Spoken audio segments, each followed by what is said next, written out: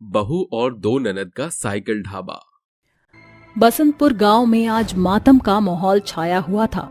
गांव गढ़ की बड़ी भीड़ में सफेद साड़ी में लिपटी उस विधवा को, जिसका नाम सीता था, उसे घेर रखा था। वह अपने पति के शव को उदास आंखों से निहार रही थी। उसका दुख दरिया बनकर बहे जा रहा था। तभी भीड़ में खड़ी रज्जो कहती है, जाने कैसी निगोड़ी किस्मत है बेचारी की, भरी जवानी में भगवान ने इसकी मांग सूनी कर दी। चिल्ला के चले जाने के बाद बब्बन ही तो था जो किसानी बनिहारी करके अपनी दोनों बहन और बीवी का भरण पोषण चला रहा था, मगर अब तो दो जवान ननद के ब्याह का भार तुझ भाभी के कंधों पर सवार है। चुप हो जा सीता, अगर आंसू बहने से मुर्दे जाग उठते तो गरीब दुखियारे लोगों के बहते आंसू से संसार समंदर में समा गया होता। रज्जो की बात सुनकर सीता आंसू पोंछकर अपने पति का दाह संस्कार करके अपनी दोनों ननद के साथ घर आती है। देखते ही देखते 2 दिन बीत जाते हैं। तान्या, त्रिशा, खाना खा लो। नहीं भाभी, मुझे भूख नहीं है। तुम्हें भले ही भूख नहीं लगी, मगर मुझे तो बहुत जोरों की भूख लगी है, और तुम तो जानती हो कि मुझे अकेले खाने की आदत नहीं। बस कीजिए भाभी, इस झूठे हंसी के बोझ तले दबे आंसू को कब तक लुकाएंगी? आप बह जाने दीजिए इस आंसू को, क्योंकि दर्द को सीने में दफन करना नासूर से बढ़कर है। सीता औंधे मुंह धरती पर बैठकर आंसू बहाने लगती है। कुछ देर बाद तीनों बेमन से खाना खाती हैं। क्या हुआ भाभी, खाने की थाली छोड़कर कहाँ खोई हुई हैं आप? कुछ समझ नहीं आ रहा त्रिशा। रसोई के खत्ते खाली हो गए हैं। दाना पानी खरीदने को भी हाथ में एक खोटा सिक्का तक नहीं। कल से कैसे जलेगा चूल्हा? भाभी, एक चारा है जिससे हमारे घर का चूल्हा उदास नहीं पड़ेगा। क्या तान्या? हम तीनों ही जानते हैं सीता भाभी की आप कितना स्वादिष्ट खाना बनाती हैं। कैसा रहेगा हम ननद भाभी एक ढाबा खोले? मगर तान्या, ढाबा खोलना इतना आसान नहीं, हमें कोई दूसरा उपाय सोचना होगा। भाभी, एक उपाय है। मुझे और तान्या को स्कूल से जो साइकिल मिली है उससे बात बन सकती है। खाना बनाने का भार आप संभाल लो और उन्हें बेचने की जिम्मेदारी हम उन्हें अपनी साइकिल की पिछली सीट पर बांधकर बेचेंगी। सीता अपने मंगलसूत्र को सुनार के हाथों सौदा करके कुछ पैसे मोल लेती है। अगले दिन सीता चढ़ते सूरज की लालिमा के साथ जागकर चूल्हा फूंक कर खाना पकाने लगती है और दोनों ननद उन्हें साइकिल पर बांधकर बेचने निकल पड़ती हैं। आओ आओ लोगों और चखो ननद भाभी के भोजनालय में बने चटपटे खाने का स्वाद भरपूरी के साथ। खाने की खुशबू से मांद कर बसंता नाम का एक आदमी उनके पास आता है। अरे क्या क्या बेच रही हो खाने में? 4 रोटी, तड़केदार चावल, मिक्स सब्जी और साथ में चटनी का चस्का भी मौजूद है भाई जी। ठीक है, एक थाली तैयार कर दो। बसंता खाना लेकर बदले में उन्हें पैसे देता है, जिसे लेकर दोनों बहनें आगे निकल जाती हैं। देखते ही देखते दोपहर की धूप ढलते सूरज के साथ मुरझा जाती है। तान्या, अंधेरा घिरना शुरू हो चुका है, वैसे भी थोड़ा ही खाना बचा है, चलो, भाभी हमारी राह देख रही होंगी। फिर तान्या और त्रिशा अपनी साइकिल पर सवार होकर तेजी से घर चली आती हैं। आ गई तुम दोनों, कैसा रहा पहला दिन? उतना खास तो नहीं भाभी, मगर पहले दिन के मुताबिक बेहतर था। पूरे 1000 रुपए की कमाई की है हमने अपने घर के ढाबे से। देखना भाभी, बहुत जल्दी आपकी बनाई खाने की प्रसिद्धि घर घर से पूरे आल्ट बाजार में छा जाएगी। तीनों ननद भाभी लगातार पूरी लगन से ढाबे के सपने के दृढ़ता से थाम कर भरपूर मेहनत करती हैं। जैसे जैसे सीता के हाथों से बने खाने का स्वाद निखरता चला गया, ग्राहकों की होड़ भी होती चली गई और उनका बड़ा इंतजार खत्म हुआ। भाभी, आपके हाथों के खाने की खपत बहुत ज्यादा ही बढ़ गई है। हाँ भाभी, अब जितना खाना साइकिल पर लेकर जाते हैं वह आधा पहर तक बीत जाता है और खाने की कमी के कारण हम खाली हाथ लौटना पड़ता है। अब हमारे पास खुद के खाने का ढाबा खोलने के लिए पैसे जुड़ गए, क्यों ना हम कल से ढाबा खोल लें? हाँ, तुम सही कह रही हो तान्या। अब हमारे पर अपने इस ढाबे के विचार को साकार करने का आधार है। हम ढाबा खोलेंगे, मगर यह साइकिल से खाने का व्यापार चलते रहेगा ताकि हमारे खाने से बंधे ग्राहक बिखरे नहीं। इसी के साथ तीनों ननद भाभी एक खाली दुकान को भाड़े पर लेकर ननद भाभी भोजनालय के नाम से खाने का ढाबा खोलती हैं। मां अन्नपूर्णा, हमारे इस ढाबे पर अपनी दृष्टि फेरना ताकि हमारे ढाबे के खाने का स्वाद ग्राहकों के मुंह में घुल जाए। देखो भाभी, ग्राहक आना शुरू हो गए। त्रिशा, तुम ये रोटियां सेको, मैं झटपट से दाल और सब्जी में तड़का लगा दूं। अगले ही पल तान्या खाने से भरी थाली ढाबे पर बैठे ग्राहकों के सामने परोसती है। ये लीजिए काका, गरम गरम खाना खाइए, एक बार खाएंगे फिर बार बार आएंगे। ऐसा क्या? ये तो तुम ननद भाभी के ढाबे का खाना चक्कर ही पता चलेगा। जैसे ही मनोहर खाने का एक और खाता है, उसके मुंह से बड़ाई के बोल फूट पड़ते हैं। अरे वाह, क्या जायकेदार खाना बनाया है, स्वाद मुंह में घुल गया है। तुम तीनों ननद भाभी का हाथ एकदम नपातुला है, मिर्च मसाले का भरपूर ज्ञान है आपको। शुक्रिया काका, हमारे ढाबे पर खाने के साथ आप अपना ऑर्डर भी दे सकते हैं, यहाँ होम डिलीवरी एकदम फ्री है।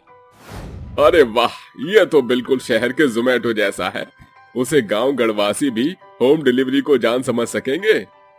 ऐसे ही समय बीतता है। धीरे धीरे ननद भाभी के ढाबे के खाने की खुशबू गांव देहात के ग्राहकों में बढ़ चढ़ कर उठती है। अब ननद भाभी के भोजनालय ढाबे पर खाने वालों की बड़ी भीड़ जुटती रहती है। तान्या, त्रिशा, बस इतनी मदद काफी है। अब बस सिगड़ी सुलगाकर रोटियां ही तो सेकनी है। तुम दोनों जाओ और ढाबे की ये डिलीवरी दे आओ, कहीं देर ना हो जाए। अरे भाभी, चिंता ना करो, हमारी साइकिल बुलेट से बढ़कर है, बस मिनटों में ऑर्डर देकर वापस आ जाएंगी। ऐसा कहकर दोनों ननद ढाबे का खाना साइकिल पर लेकर पहुंचने चली जाती हैं, जहां डिलीवरी का ऑर्डर एक बड़े दफ्तर के पास देखकर वह कहती हैं, वो देखो त्रिशा, ये तो किसी अफसर का दफ्तर है। कभी सोचा नहीं था हमारे ढाबे के खाने को इतने बड़े लोगों के बीच में पहचान मिलेगी। जैसे ही वह खाना लेकर अंदर आती हैं, रौनक नाम का एक रईस शख्सियत कहता है, हाँ, ये आप दोनों का ही इंतजार कर रहा था मैं। आपके खाने की खुशबू इतनी उम्दा है कि भूखा दूर से ही भाप जाए। जी शुक्रिया सर, ये तो स्वाद की बात है। हाँ, सो तो है, आपके खाने में घर जैसा स्वाद है, इसलिए मैं आपके ढाबे का खाना पसंद करता हूँ। और मेरे स्टाफ को भी खाना बेहद भाया, इसलिए कल से आप यहाँ 30 टिफिन लेकर आना। ये सुनकर तान्या और त्रिशा का चेहरा खुशी से खिल उठता है। भाभी, हमारे ढाबे के खाने की डिलीवरी से लोगों में चाव बढ़ती ही जा रही है। कल से हमें एक नए दफ्तर में 30 टिफिन खाना पहुंचाना है। ये तो खुशी की बात है, हमारे ढाबे के खाने की खुमारी लोगों में बढ़ रही है। ऐसे ही वक्त गुजरता है। तीनों ननद भाभी उस ढाबे से दिन दुनी रात चौगनी तरक्की करती हैं, जिसे उनके घर पर छाई गरीबी की बदरा छट जाती है। देखो भाभी, हमारे ढाबे ने स्वादिष्ट खाने की सुर्खियां बटोरने में महंगे 5 सितारे होटल को भी पछाड़ दिया। हाँ, मुझे अभी याद है, ढाबे के शुरुआती दिन में ये इक्के दुक्के ग्राहक हुआ करते थे, मगर आज यहाँ सैकड़ों लोग हमेशा होते हैं। खरा सच कहा है, हमारा ढाबा आज अपने खाने की पहचान का मोहताज नहीं, मगर हम इस बात को भी नहीं बिसार सकते कि यह साइकिल हमारे इस ढाबे की नींव है। उसने गरीबी के बुरे दिनों में बढ़कर साथ दिया, इसके साथ से ही हमें ये कामयाबी हासिल हुई है। कल तक जिनके पास खाने को एक दाना ना था, आज उनके पास कोई घटी नहीं, क्योंकि उन्होंने ढांढस बांधकर ढाबे की नींव रखी। याद रखें साथियों, मेहनत जितनी बड़ी होती है, प्रतिफल उतना ही बड़ा होता है। 3 वेजिटेरियन और 2 नॉन वेजिटेरियन बहू। गायत्री, गौरी और चंदा तीनों अपनी सास के साथ मिलकर अपनी देवरानियों का स्वागत करती हैं। अरे वाह, देखो तो जरा, बिल्कुल चांद का टुकड़ा है हमारी देवरानियां। अरे अब क्या दरवाजे पर ही खड़ी रहोगी? अपनी देवरानियों को अब अंदर तो बुला लो। हाँ हाँ माँ जी, क्यों नहीं। चलो चलो, अब चावलों का कलश सीधे पैर से गिराकर अंदर आ जाओ। अंकिता और निकिता दोनों अपने सीधे पैर से चावल का कलश गिराकर अंदर आ जाती हैं। अरे बेचारी शादी के फंक्शनों में कितनी थक गई होंगी। जाओ बहू, इन्हें इनके कमरे में छोड़ाओ। गायत्री, गौरी और चंदा तीनों अंकिता और निकिता को उनके कमरे में छोड़ आती हैं। अगले दिन जैसे ही सवेरा होता है, उन दोनों की रसोई होती है। तभी गौरी अंकिता से पूछती है, आज तुम्हारी पहली रसोई है, सबसे पहले मीठे में कुछ बनाना, उसके बाद सबके लिए कुछ बढ़िया सा बना देना। वैसे तुम्हें खाने में क्या क्या बनाना आता है? ये पूछते ही अंकिता और निकिता उन दोनों से कहती हैं, फिश करी, ऑमलेट, अंडा bread, chicken tandoori, mutton biryani, chicken korma, chicken pulao. उनके मुंह से नॉनवेज की बातें सुनते ही गायत्री, गौरी और चंदा हैरान रह जाती हैं। हे भगवान, शिव शिव शिव शिव शिव, अपना मुंह बंद रखो, ये क्या अनाप शनाप बके जा रही हो? क्या तुम दोनों नॉनवेज खाती हो? हे भगवान प्रभु, ये क्या अनर्थ हो गया? और ये आप लोग इतना हैरान क्यों हो रहे हैं? नॉनवेज खाना कोई बुरी बात तो नहीं। आई लव नॉनवेज और मुझे फिश के पकौड़े खाना बहुत पसंद है। क्या कहा? फिश के पकौड़े खाना पसंद है? अरे क्या तुम्हें नहीं पता, हम लोग पूजा पाठ करने वाले लोग हैं, भला हमारे घर में तो मांस मछली कैसे बना सकती हो? ओहो, मैं तो भूल ही गई, माँ ने बताया था कि हमारे ससुराल वाले सब वेजिटेरियन हैं। अंकिता ऐसा सोच ही रही होती है कि तभी गौरी कहती है, मुझे ये बात माँ जी को बतानी होगी कि वह गलती से मांस मछली खाने वाली बहुओं को घर ले आई हैं। इन्हें तो आज ही इनके घर पर रिटर्न टिकट के साथ रिटर्न करना होगा। अरे अरे जीजी, आप ये क्या कह रही हो? मेरी बहन निकिता तो आपसे मजाक करती है। भला हम क्यों मांस मछली खाएंगे, हम तो प्योर वेजिटेरियन हैं। अंकिता की ये बात सुनकर निकिता चुप हो जाती है, जिसके बाद गौरी, गायत्री और चंदा वहाँ से चली जाती हैं। अरे भैंस की अकल, तुझे कितनी बार समझाया है, बार बार तू ये मांस मछली की पूरी लिस्ट लोगों को मत सुनाया कर। माँ ने क्या कहा था, भूल गई क्या? अरे हाँ, मैं तो भूल ही गई थी। ये सब तो वेजिटेरियन है, लेकिन मछली के पकौड़े के बिना मेरा जीवन तो सूना सूना है। अब मैं क्या करूँ? फिलहाल तो हम सबके लिए वेजिटेरियन खाना बनाएंगे, लेकिन हम अपने पतियों से अपने नॉनवेज की बात नहीं छुपाएंगे। निकिता और अंकिता दोनों बहनें मिलकर सबके लिए स्वादिष्ट खाना बनाती हैं, जिसके बाद सभी लोग खाना खाकर बहुत तारीफ करते हैं। ऐसे ही धीरे धीरे रस्में करते करते सुबह से रात हो जाती है। रात को जैसे ही अंकिता निकिता दोनों अपने अपने कमरों में जाती हैं, वह दोनों अपने पतियों से कहती हैं, मुझे आपसे कुछ कहना है। हाँ हाँ कहो, किसने रोका है तुम्हें? दरअसल बात ये है, मैं नॉनवेज खाती हूँ। निखिल जी, मुझे आपसे कुछ कहना है, लेकिन मुझे डर लग रहा है। हाँ हाँ, जो तुम्हें कहना है तुम कह सकती हो, तुम्हें डरने की कोई जरूरत नहीं। मुझे तो पता भी नहीं था कि आपके घर में सभी लोग वेजिटेरियन हैं और बिना मांस मछली के मेरी जिंदगी तो बिल्कुल सूनी सूनी है। क्या कहा? मांस मछली? अरे तुम्हें पता है, मेरी तीनों भाभियों को तुम्हारी इस मांस मछली खाने के बारे में पता चल गया तो तुम्हें वापस तुम्हारे मायके भेज देंगी। अरे और तो और, मेरा तुमसे डिवोर्स भी करवा देंगी। दोनों अपनी पत्नियों को जवाब दे देते हैं, तभी वह दोनों रोने लगती हैं, जिसके बाद निखिल और राघव अंकिता और निकिता से कहते हैं, देखो, अगर तुम्हें कभी नॉनवेज खाने का मन हुआ तो मैं तुम्हें बाहर से खिला दूंगा, लेकिन घर में तो धरती फट जाए या आसमान फट जाए, इस घर के अंदर नॉनवेज खाने की कभी सोचना भी मत। यह सुनने के बाद निकिता और अंकिता को थोड़ी सी शांति मिलती है, जिसके बाद वह दोनों सो जाती हैं। अगले दिन जैसे ही सवेरा होता है, उन दोनों को नॉनवेज खाने का मन होता है। वह अपने पतियों से कहती हैं, जिसके बाद निखिल और राघव दोनों ही सुबह सुबह उन दोनों को नॉनवेज खिलाने के लिए बाहर ले जाते हैं। जब वह वापस लौट कर आते हैं तो अंकिता और निकिता की जेठानियां उन्हें देखकर कहती हैं, अरे क्या बात है, इतनी सुबह सुबह तुम दोनों कहाँ से आ रही हो? इतनी सुबह तो घर में कोई भी नहीं उठा और तुम तो सबसे पहले उठ गई। निकिता और अंकिता दोनों एक साथ बोल पड़ती हैं, हम मंदिर गए थे, तबीयत खराब थी इसलिए डॉक्टर के पास गए थे। मुझे तो कुछ समझ नहीं आ रहा, डॉक्टर के पास गए थे या फिर मंदिर गए थे? अरे भाभी, पहले हम मंदिर गए थे, उसके बाद इन दोनों की तबीयत खराब हो गई, जिसके बाद हम इन्हें डॉक्टर के पास लेकर गए। हाँ हाँ, ऐसा ही है। ऐसा कहकर निखिल और राघव दोनों अपनी अपनी पत्नियों को अपने कमरे में ले जाते हैं। तभी निकिता निखिल से कहती है, अरे आज तो आपने हमें बाल बाल बचा लिया। अब तुम मेरी पत्नी हो, तुम्हें बचाना तो मेरा फर्ज है। निखिल अंकिता से ऐसा कहता ही है, वहीं दूसरी तरफ राघव अंकिता से कहता है, बस चाहे कुछ भी हो जाए, माँ और तीनों भाभियों को तुम्हारे बारे में पता नहीं लगना चाहिए, नहीं तो वो तूफान उठा देंगे। अजी आप चिंता मत कीजिए, मेरी बहन और मेरे मांस मछली खाने की खबर इस घर में किसी को नहीं पता चलेगी। ये सब गौरी दरवाजे पर खड़ी हुई सुन लेती है और वह चीखते हुए कमरे के अंदर आती है और उन दोनों से कहती है, क्या कहा, तुम दोनों बहनें मांस मछली खाती हो? हे भगवान, ये सब क्या है? तुम दोनों बहनें नॉन वेजिटेरियन हो?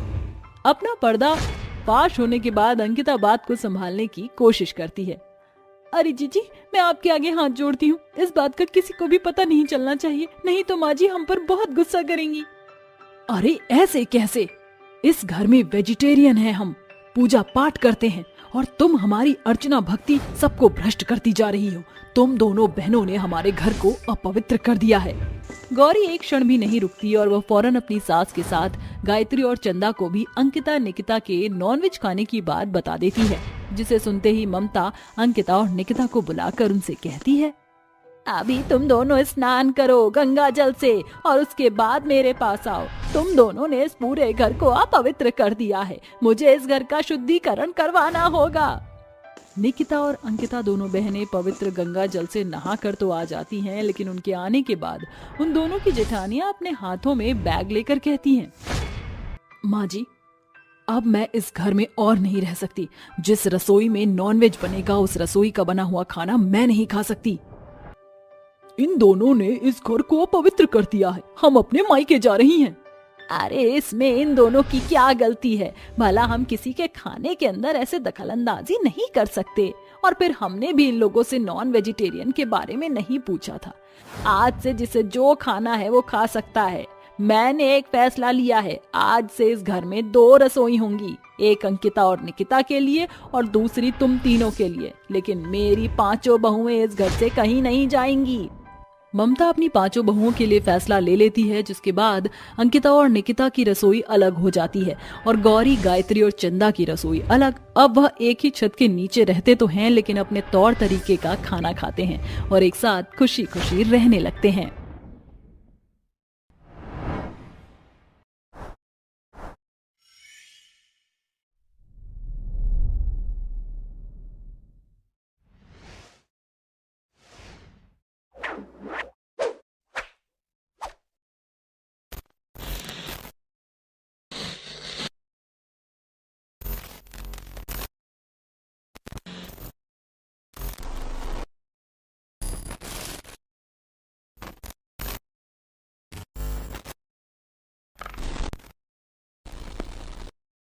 तीन जादुई जलपरी बहनें।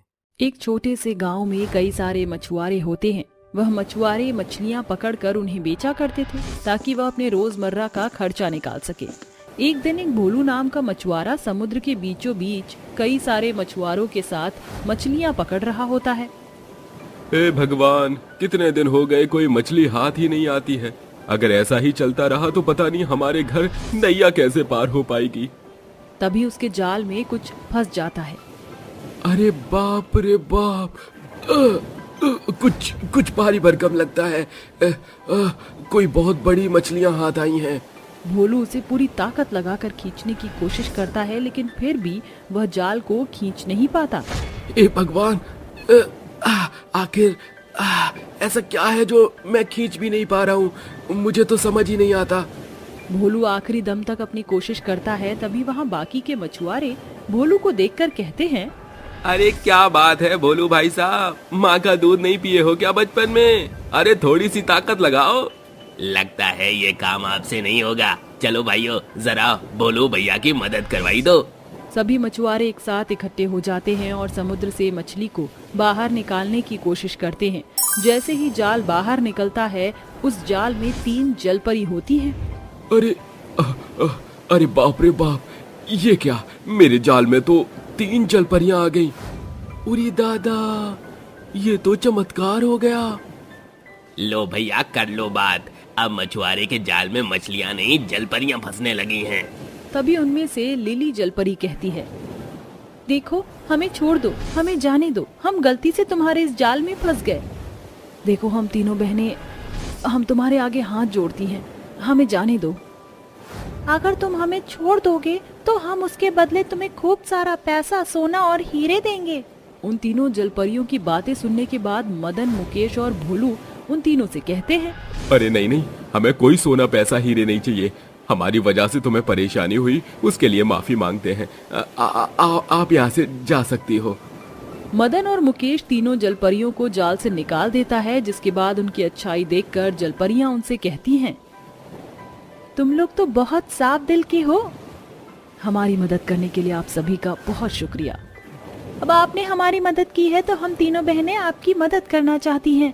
हम तीनों बहनों ने आप तीनों की बातें सुनी थी। आप लोग बहुत गरीब हो। हम तीनों जलपरियां जादुई जलपरियां हैं। मिनी के ऐसा कहने के बाद लिली के मुंह से सोने के सिक्के निकलने लगते हैं और जूली के मुंह से कई सारे नोट निकलने लगते हैं। वहीं मिनी के मुंह से हीरे निकलने लगते हैं, जिससे उनकी नाव में सोना, पैसा और हीरे भर जाते हैं।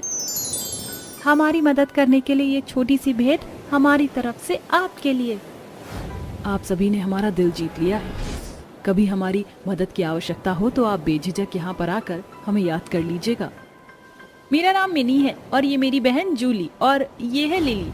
हम तीनों इसी समुद्र में रहती हैं। जब हमारी जरूरत हो तो हमें याद कर लेना।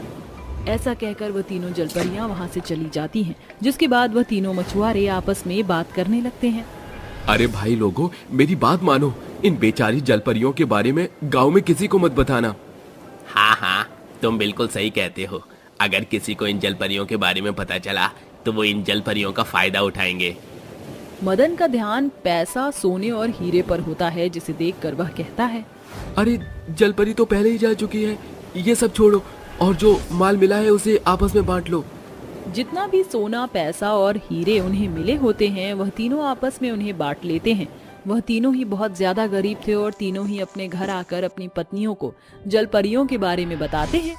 मैंने अपने जीवन में पहले कभी भी जलपरी नहीं देखी थी, केवल किस्से कहानियों में सुनी थी।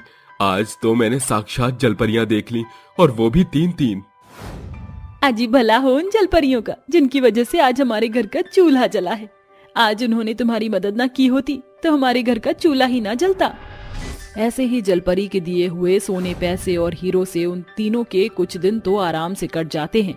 एक दिन उन तीनों के घर में राशन खत्म हो जाता है और वह तीनों मिलकर नाव में बैठते हैं और समुद्र के बीचों बीच पहुंच जाते हैं।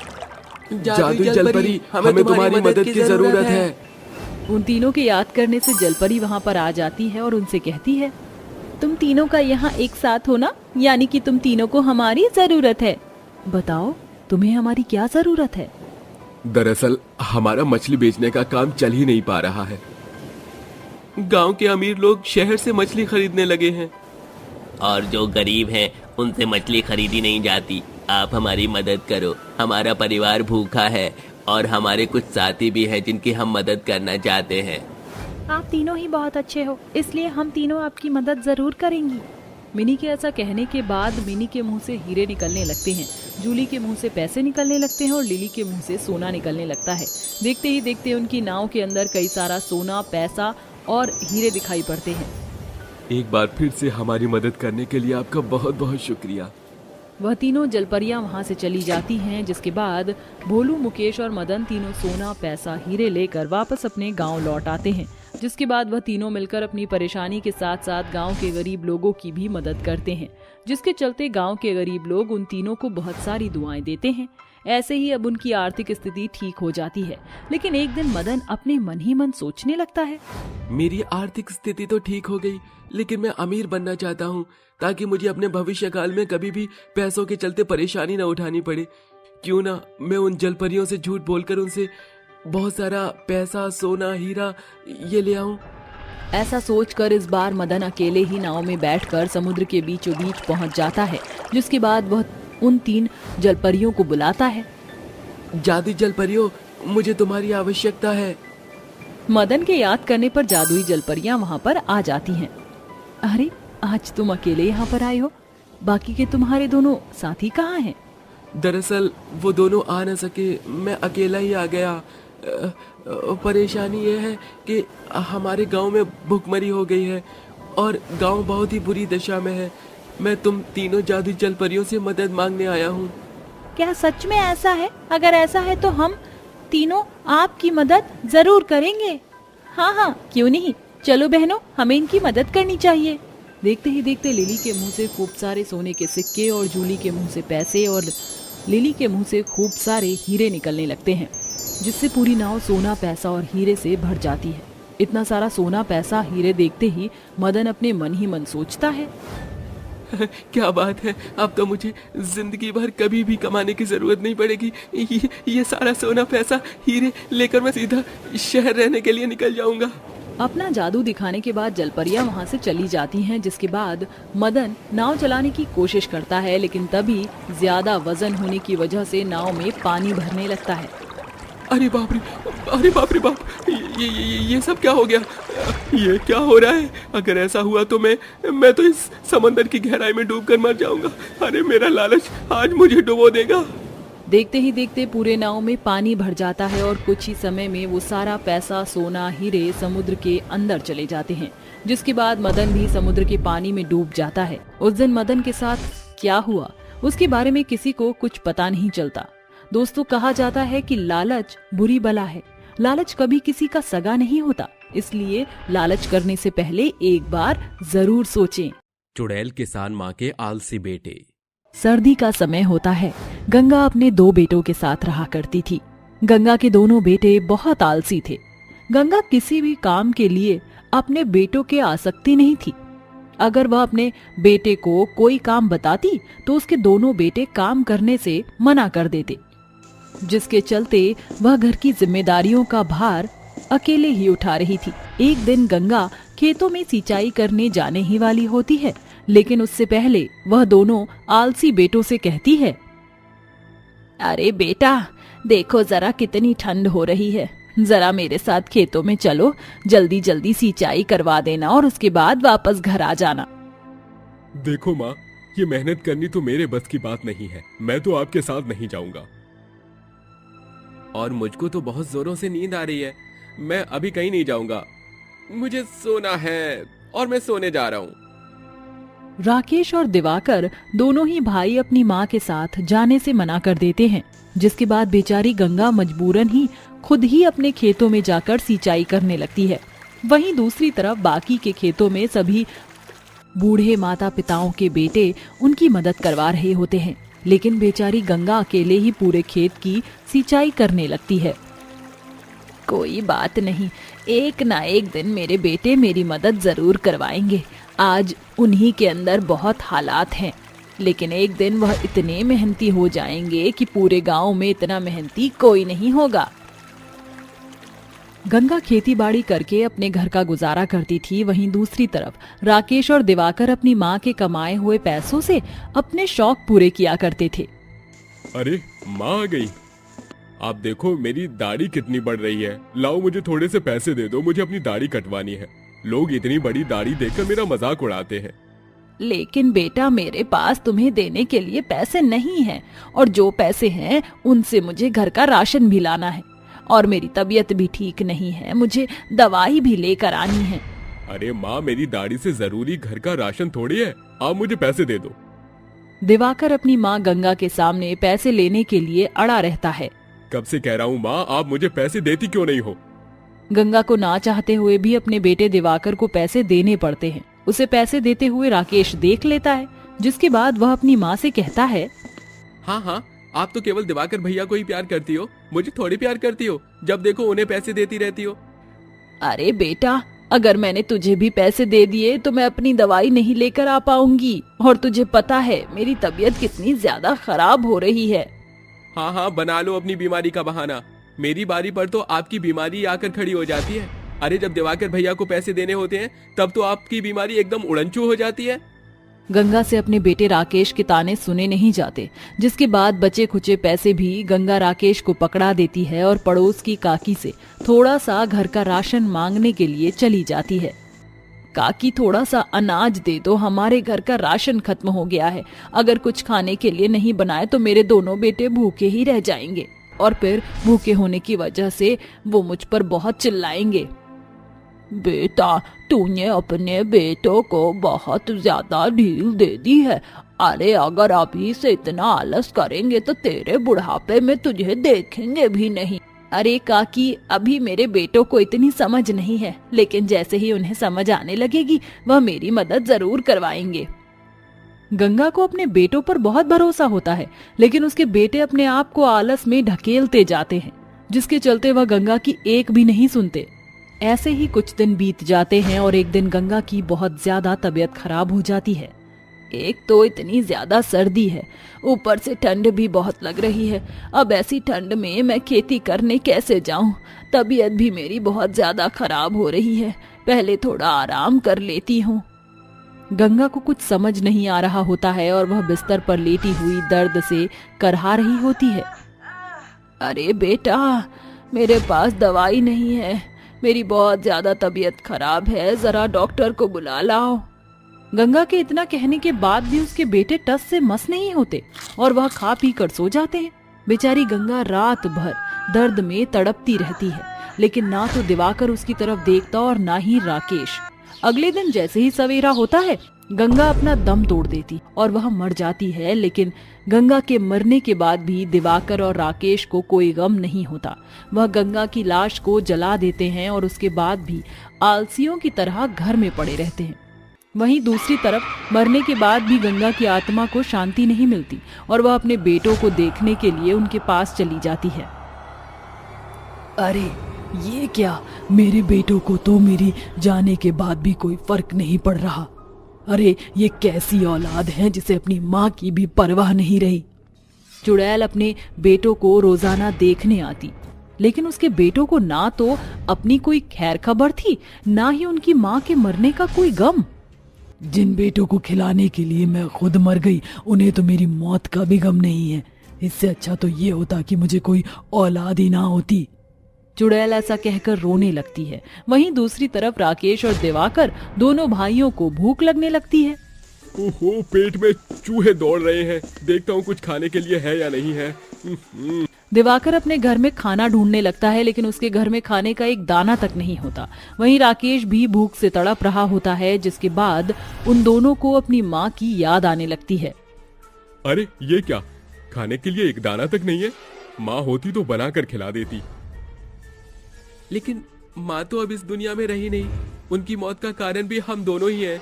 हमारे आलस ने हमारी माँ को मार डाला। उस दिन दिवाकर और राकेश दोनों ही अपनी माँ के जाने के गम में फूट फूट कर रोने लगते हैं। माँ हमारे लिए सर्दी में भी खेतों पर सिंचाई करने जाती थी, हमारे लिए खेती बाड़ी करती थी, और जो भी पैसे होते थे हमें दे दिया करती थी।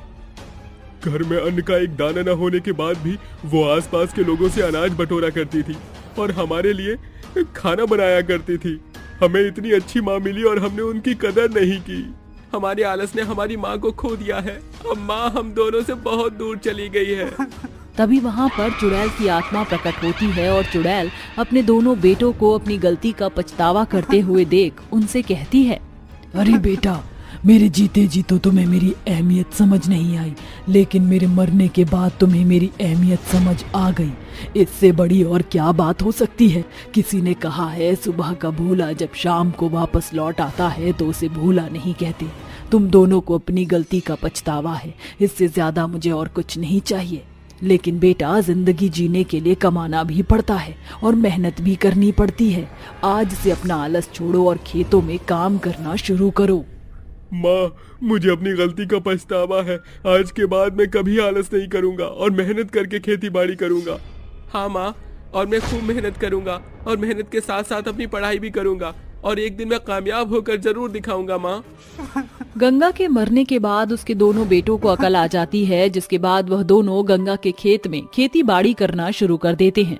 दिन रात मेहनत करके वह खेती बाड़ी करते हैं और एक दिन उनकी फसल बहुत अच्छी उगती है, जिसके चलते उनको बहुत ज्यादा मुनाफा होता है। अब राकेश अपनी पढ़ाई पर भी ध्यान देने लगता है। देखते ही देखते राकेश और दिवाकर अपनी आर्थिक स्थिति बिल्कुल ठीक कर लेते हैं और शादी करके अपना घर बसा लेते हैं। उनकी सफलता के साथ साथ उनकी चुड़ैल माँ भी मुक्त हो जाती है, जिसके बाद वह दोनों खुशी खुशी अपना जीवन व्यतीत करने लगते हैं। स्वेटर बेचने वाली सास बहू। अरे बहू देख, सर्दियाँ आने वाली हैं। आज हमें बाजार से ऊन खरीद कर लानी है। अगर ऊन नहीं लेकर आए तो फिर सर्दियों के लिए स्वेटर कैसे बनेंगे? और फिर तुझे तो पता है ना, हम अपने ही हाथों के बने हुए स्वेटर बेचते हैं। अरे हाँ माँ जी, आप सही कहती हो, लेकिन हमारे पास इतने पैसे भी तो नहीं है जिससे हम ऊन खरीद कर ला सकें। अरे बहू, तू पैसों की चिंता मत कर, पैसों का इंतजाम मैंने कर लिया है। मैंने गांव के मुखिया से थोड़े पैसे उधार ले लिए हैं। जैसे ही हम मुनाफा अच्छा होगा हम उसके पैसे उतार देंगे। लेकिन माँ जी, अगर काम नहीं चला, हम अपने स्वेटर नहीं बेच पाए, तो फिर हम क्या करेंगे? अरे बहू, शुभ शुभ बोल। अगर पहले ही बुरा बुरा सोचेगी तो अच्छा कहाँ से होगा। तू तो जानती ही है, हर साल हम स्वेटर बेचकर अच्छा खासा कमा लेते हैं, तो फिर इस बार क्यों नहीं कमाएंगे? अच्छा ठीक है माँ जी, चलो बाजार से ऊन खरीद कर लाते हैं। दोनों सास बहू बाजार में जाती हैं और उधार लिए हुए पैसों से बहुत सारी ऊन ले आती हैं, जिसके बाद वो दोनों दिन रात ऊन के स्वेटर बुनना शुरू कर देती हैं। अरे बहू, ये देख, मैंने कितने सारे अलग अलग डिजाइन के स्वेटर बनाए हैं। आजकल की औरतों को तो ऐसे ही स्वेटर पसंद हैं। देखना, हमारे स्वेटर बहुत जल्दी बिकेंगे। हाँ हाँ माँ जी, आप बिल्कुल सही कहती हो। कुछ दिन तक स्वेटर बुनने के बाद दोनों सास बहू स्वेटर लेकर गांव के बाजार में पहुंच जाती हैं, जिसके बाद वो दोनों जोर जोर से आवाज लगाकर लोगों को अपने पास बुलाने लगती हैं। आइए आइए, हाथों से बने हुए स्वेटरों का आनंद उठाइए। ऐसे स्वेटर पूरे बाजार में ढूंढने से भी नहीं मिलेंगे। अरे देर मत कीजिए, ये मौका बार बार नहीं आएगा। हाथ के गरम गरम स्वेटर, और वह भी ऊन से बने हुए, दोबारा नहीं मिलेंगे। आओ और अपनी पसंद के स्वेटर ले जाओ। लोगों की भीड़ यहाँ से वहाँ जाती रहती है, लेकिन कोई भी अंगूरी और कांची के स्वेटर खरीदने नहीं आता। ये देखकर कांची अंगूरी से कहती है, अरे माँ जी, आखिर ये गांव के सभी लोग जा कहाँ रहे हैं? हमारी दुकान में तो कोई भी नहीं आ रहा। अगर ऐसे ही चलता रहा तो हमारी इतनी मेहनत खराब हो जाएगी। अरे बहू, तू चिंता मत कर, मैं पता लगाती हूँ कि आखिर ये गांव के सभी लोग जा कहाँ रहे हैं। अंगूरी लोगों के पीछे पीछे चलने लगती है, जिसके बाद वो देखती है कि एक औरत के पास लोगों की बहुत ज्यादा भीड़ लगी होती है। आइए आइए, सर्दियों में गरम गरम कोट पहने। ऐसे गरम कोट कहीं नहीं मिलेंगे जो आधा शरीर ढक दे। अरे इसे पहनने के बाद एक रजाई जैसी निवास हो जाएगी। हर एक बार खरीदोगे तो सालों साल पहनोगे। आखिर इस औरत के बने हुए स्वेटर में ऐसा क्या है जो हमारे स्वेटर में नहीं? जरा मैं भी तो देखूं। अंगूरी जैसे ही गोदावरी के पास जाती है, गोदावरी के पास लंबे लंबे कोट होते हैं, जिसे पहनने के बाद इंसान आधा ढक जाता है, ऊपर से ठंड भी नहीं लगती। अरे वाह, इतने सुंदर कोट। अब इन कोट के आगे तो मेरे हाथों के बने हुए स्वेटर फेल तो होने ही थे। अब मैं क्या करूं? अंगूरी वापस अपनी बहू के पास जाती है और उसे गोदावरी के कोटों के बारे में बताती है, जिसे सुनने के बाद कांची अपनी सास अंगूरी से कहती है, अरे माँ जी, आप चिंता मत करो। अगर वह अपने लंबे लंबे बड़े बड़े कोट बेच रही हैं तो हम भी अपने स्वेटर को बेचने के लायक बनाएंगे। मेरे पास एक आइडिया है, क्यों ना हम अपने स्वेटरों के साथ मफलर भी बेचना शुरू करें। अगर हम स्वेटर के साथ मफलर फ्री रखेंगे तो लोग हमारी दुकान में जरूर आएंगे। अरे बहू, वैसे तेरा सुझाव बुरा नहीं है, लेकिन उसके लिए हमें और ऊन चाहिए होगी।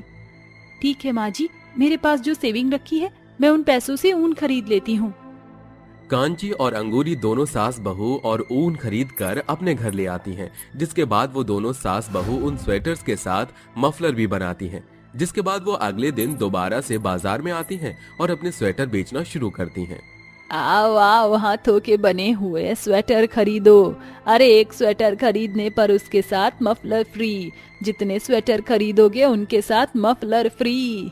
अंगूरी के ऐसे चिल्लाने से गांव के कई सारे लोगों की भीड़ उनकी दुकान पर लग जाती है। अरे बहन जी, तुम्हारे स्वेटर तो बहुत ही गर्म है और साथ में ये गर्म मफलर भी बहुत प्यारा लग रहा है। मुझे ये वाला खरीदना है, इसे पैक कर दो। निर्मला अंगूरी को पैसे देती है, जिसके बाद अंगूरी उसे स्वेटर दे देती है। ऐसे ही देखते उस समय उनके कई सारे स्वेटर बिक जाते हैं, जिसके बाद गोदावरी ये सब देखकर अपने आप से कहती है, कल तक तो लोगों की भीड़ मेरे कोट पर लगी हुई थी, लेकिन आज देखो इन लोगों ने मेरे सारे कस्टमर छीन लिए। अब मुझे कुछ ना कुछ तो करना ही होगा। गोदावरी एक केमिस्ट की दुकान से एक केमिकल की बोतल लेकर आती है, जिसके बाद वो चुपके से उस केमिकल को कांची और अंगूरी के बनाए हुए स्वेटर्स के ऊपर डाल देती है। उस केमिकल की वजह से सारा ऊन गल जाता है। जैसे ही कांची का ध्यान उसके स्वेटर्स के ऊपर पड़ता है तो वो स्वेटर देखकर हैरान रह जाती है। अरे माँ जी, ये क्या हो गया? देखिए, हमारे बनाए हुए ऊन के सभी स्वेटर गल गए। ऐसा कैसे हो सकता है? हमने तो एकदम नई ऊन खरीदी थी जिससे हमने ये सारे स्वेटर बनाए थे। हे भगवान, सत्यानाश! हमारी सारी मेहनत पर पानी फिर गया। अब हम लोग क्या करें? मुझे तो कुछ भी समझ नहीं आ रहा। अभी तो हमें अपना उधार पैसा भी चुकाना था। इतनी मेहनत करने के बाद भी कांची और अंगूरी के आधे से ज्यादा स्वेटर तो केमिकल की वजह से खराब हो जाते हैं, जिसके चलते उनका बहुत भारी नुकसान हो जाता है। वहीं गोदावरी ये सब देखकर बहुत खुश होती है, क्योंकि सभी कस्टमर वापस उसी के पास आकर उसके कोट खरीदने लगते हैं। बेचारी अंगूरी और कांची दोनों मायूस होकर शाम के वक्त अपने घर लौट आती हैं, जिसके बाद रविंदर अंगूरी का उतरा हुआ चेहरा देखकर उससे पूछता है, अरे भगवान, क्या हुआ? तुम्हारा चेहरा इस तरह उतरा हुआ क्यों है? कांची अपने ससुर और अपने पति विवेक को अपने साथ हुई दुर्घटना के बारे में बताती है, जिसे सुनकर रविंदर और विवेक दोनों ही अफसोस करते हैं। तभी विवेक अपनी माँ अंगूरी और कांची से कहता है, देखो, जो हुआ उसे छोड़ो, लेकिन अब ये सोचो कि तुम्हारा जो घाटा हुआ है उसे मुनाफे में कैसे बदलना है। ये देखो, ये एक मीशो ऐप है। इसमें तुम अपने हाथ की बुनाई हुई चीज अपलोड करो और उसे बेचो। पहले एक से शुरुआत करो, अगर पहला बिक जाता है तो उसके ऊपर कमाए हुए पैसों से 2 और बनाओ और उसके बाद उन्हें भी डालो। ऐसे धीरे धीरे करके जो भी तुम्हारा घाटा हुआ है इसे इसी तरह कवर करके देखो। विवेक अपनी माँ और अपनी पत्नी को एक मीशो ऐप के बारे में बताता है, जिसके बाद दोनों सास बहू एक स्वेटर बनाकर मीशो ऐप के ऊपर डाल देती हैं। जैसे वो स्वेटर अपलोड करती हैं, कई सारी ऑडियंस उनके स्वेटर को लाइक करती है। जिसके बाद कुछ लोग उसे खरीदने का ऑर्डर भी दे देते हैं। अजी ये देखिए, किसी ने स्वेटर को मंगाया है, अब मैं क्या करूं? अब कुछ नहीं करना है, स्वेटर को पैक करके कस्टमर के एड्रेस पर भेज देना है। कांची और अंगूरी दोनों सास बहू मिलकर स्वेटर को अच्छे से पैक करके एड्रेस पर कुरियर कर देते हैं, जिसके बाद उन्हें उसके पैसे भी मिल जाते हैं। ऐसे ही वो दूसरी बार फिर से और स्वेटर बुनकर ऑनलाइन मीशो ऐप पर डाल देते हैं, जिसके चलते उनका स्वेटर बेचने का काम धीरे धीरे अच्छा चलने लगता है। अरे माँ जी देखो जरा, लोगों को हमारे हाथों के बने हुए स्वेटर कितने पसंद आ रहे हैं। हाँ बहू, मुझे नहीं पता था कि हम अपने इतने बड़े घाटे को मुनाफे में कभी बदल पाएंगे, लेकिन एक छोटी सी ऐप ने हमारी सभी परेशानी को दूर कर दिया। धीरे धीरे अंगूरी और कांची दोनों सास बहू का स्वेटर बेचने का काम बहुत बढ़िया चलने लगता है, जिसके चलते वो घर बैठे पैसा कमाने लगती हैं और अपना उधार पैसा भी चुका देती हैं।